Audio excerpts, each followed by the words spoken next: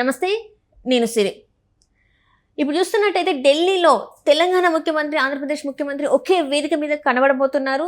అసలు ఎందుకు మరి ఢిల్లీలో ఇద్దరు ఒకే వేదిక మీద కనబడబోతున్నారు ఏంటి అనే దాన్ని మనకి వివరించడానికి మనతో పాటు ఉన్నారు ప్రముఖ senior journalist, political analyst CS Rao garu. నమస్కారం సార్. నమస్తే సార్. ఇప్పుడు చూస్తుంటే మరి ఇద్దరు ముఖ్యమంత్రులు, తెలంగాణ ముఖ్యమంత్రి, ఆంధ్రప్రదేశ్ ముఖ్యమంత్రి గారు ఢిల్లీలో ఒక వేదిక మీద కనబడబోతున్నారు అని చెప్పేసి మనకి వార్తలు వస్తున్నాయి. ఇంతకీ ఏ సందర్భంలో వాళ్ళు ఒక వేదిక మీద కనబడబోతున్నారు సార్?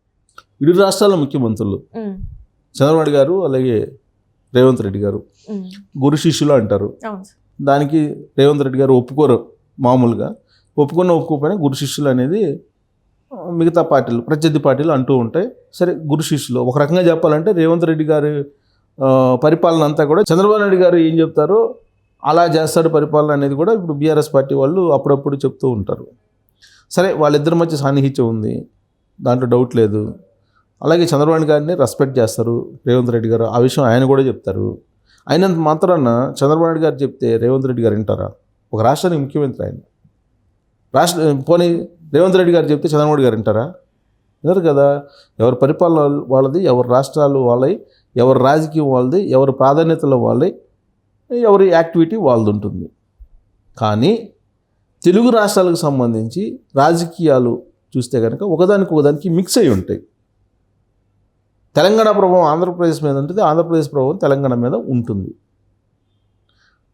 డైరెక్ట్గానో ఇండైరెక్ట్గానో ఈ రెండు రాష్ట్రాలకి మిక్స్ అయ్యి మాత్రమే రాజకీయాలు నడుస్తూ ఉంటాయి. ఇప్పుడు రెండు రాష్ట్రాల ముఖ్యమంత్రులు ఒకేసారి ఢిల్లీ వెళ్తున్నారు. ఢిల్లీ ఫ్లైట్ ఎక్కారు, ఢిల్లీ వెళ్తున్నారు, ఢిల్లీలో ఉంటారు. బహుశా నేను అనుకోవటం సోమవారం, మంగళవారం కూడా ఉంటారేమో. షెడ్యూల్ ప్రకారం అయితే చంద్రబాబు నాయుడు గారు మంగళవారం దాకా కూడా ఉండే అవకాశం ఉంది. రేవంత్ రెడ్డి గారు ఆల్రెడీ రేపు ఖచ్చితంగా ఉంటారు, మరి ఎల్లుండి ఉంటారో ఉండరో ఇంకా అఫీషియల్ షెడ్యూల్ నాకు కరెక్ట్గా స్పష్టత లేదు. వీళ్ళిద్దరూ వెళ్తున్నారు కాబట్టి వీళ్ళిద్దరూ కలిసే అవకాశం ఉందా, వీళ్ళిద్దరు ఏమైనా మాట్లాడుకునే అవకాశం ఉందా అనే దాని మీద చాలామంది ఆసక్తిగా చూస్తూ ఉన్నారు.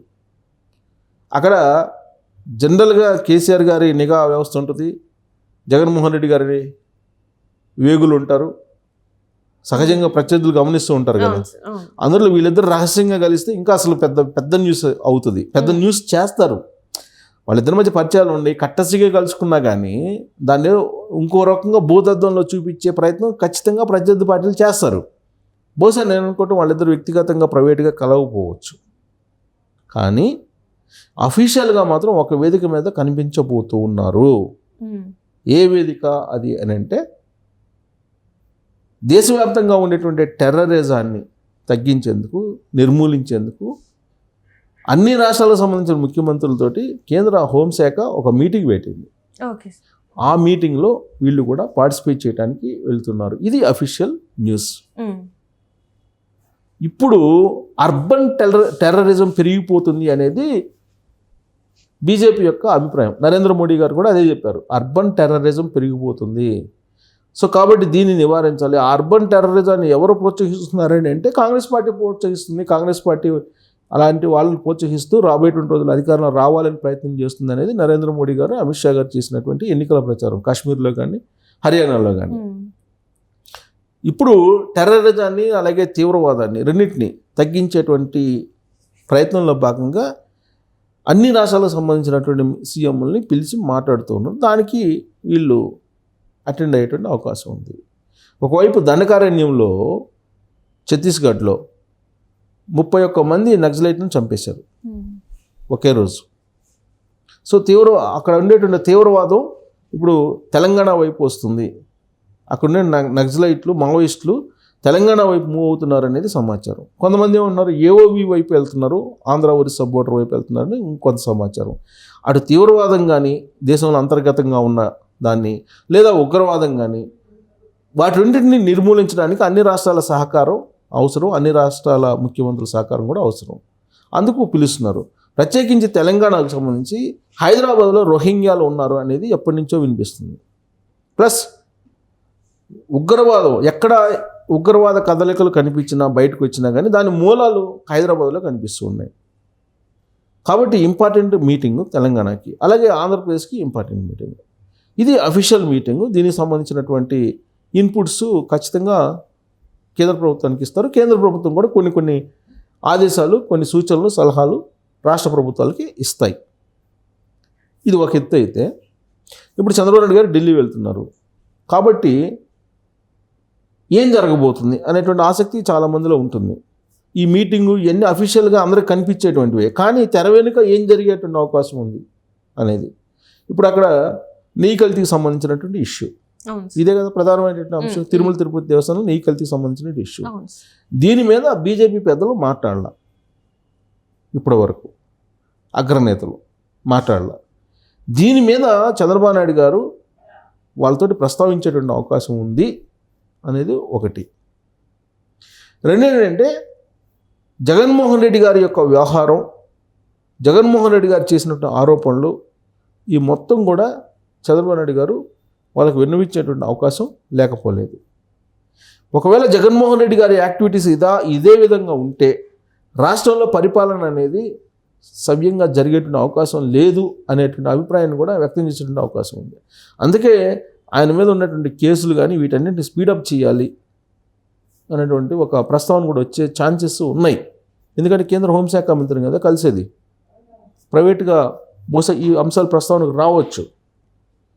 ఒకవైపు అక్కడ కేంద్ర ప్రభుత్వం సిబిఐకి అప్పచెప్పింది ఈ కేసుని, ఆ కేసు విచారణ జరుగుతూ ఉంటుంది. కానీ మిగిలినటువంటి కేసుల పరిస్థితి ఏంటి, ఇదొకటి. అలాగే జనరల్గా ఇంకా పోలవరం కానీ వీటన్నిటి గురించి కూడా మాట్లాడే అవకాశం, పోలవరం తర్వాత అమరావతికి సంబంధించినటువంటి అంశం ఇవన్నీ మాట్లాడతారు.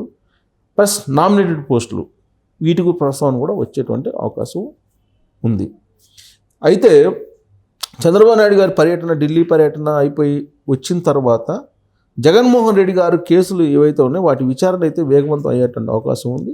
అలాగే అవినాష్ రెడ్డి అరెస్ట్ కావడానికి కూడా ఛాన్సెస్ ఉన్నాయి అనేది కూడా వినిపిస్తుంది, వివేకానంద రెడ్డి మర్డర్ కేసుకు సంబంధించిన దాంట్లో.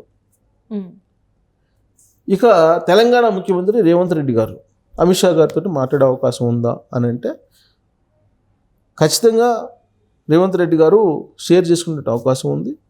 ప్లస్ హైడ్రాకు సంబంధించినటువంటి అంశం ఆల్రెడీ ఇష్యూ ఉంది. హైడ్రాకు సంబంధించి కేంద్ర ప్రభుత్వానికి, రాష్ట్ర ప్రభుత్వానికి సంబంధించినటువంటి అంశం మూసి సుందరీకరణ అనేది, కాబట్టి ఖచ్చితంగా ప్రస్తావించే అవకాశం ఉంది. ఆల్రెడీ బీజేపీ వాళ్ళు ఏమంటున్నారంటే సుందరీకరణ అనేది అవసరమే, మూసి ప్రక్షాళన అవసరమే, కానీ పేదలకు సంబంధించి న్యాయం చేయాలి, అప్పుడు మాత్రమే మీరు ముందుకు వెళ్ళండి అని చెప్పి చెప్తున్నారు. ఈ క్రమంలో హైడ్రాకు సంబంధించినటువంటి కొన్ని సూచనలు అలాగే కొంత ప్రస్తావన కూడా వచ్చేటువంటి అవకాశం ఉంది. అలాగే రెండు రాష్ట్రాల మధ్య విభజన చట్టంలో కొన్ని పెండింగ్ అంశాలు ఉన్నాయి. ఆ అంశాలకు సంబంధించి అమిత్ షా దగ్గర ప్రస్తావనకి రావడానికి అవకాశం ఉంది. కొన్ని పెండింగ్ ఉన్నాయి. 9th 10th షెడ్యూల్లో ఉండే అంశాలతో పాటు తెలంగాణ నుంచి ఆంధ్రప్రదేశ్కి రావాల్సినటువంటి బకాయిలు ఉన్నాయి. వీటన్నిటికి సంబంధించినటువంటి అంశం ప్రస్తావనకి వచ్చేటువంటి అవకాశాలు ఉన్నాయి. కాబట్టి ఇద్దరు ముఖ్యమంత్రులు ఒకేసారి ఢిల్లీ వెళ్తున్నారు కాబట్టి ఢిల్లీలో కొన్ని కీలక పరిణామాలు చోటు చేసుకునేటువంటి అవకాశం ఉంది. ఇద్దరు సీఎంలు అఫీషియల్గానే కలిసే అవకాశం ఉంది. దొంగచాటుగా కలవాల్సిన అవసరం వాళ్ళకి లేదు, అఫీషియల్గా కలిసే అవకాశం ఉంది. అఫీషియల్ అంశాల మీద వాళ్ళు మాట్లాడుకునేటువంటి అవకాశం ఉంది అని చెప్పి మనం విశ్లేషణ చేసుకోవాలి. Thank you so much.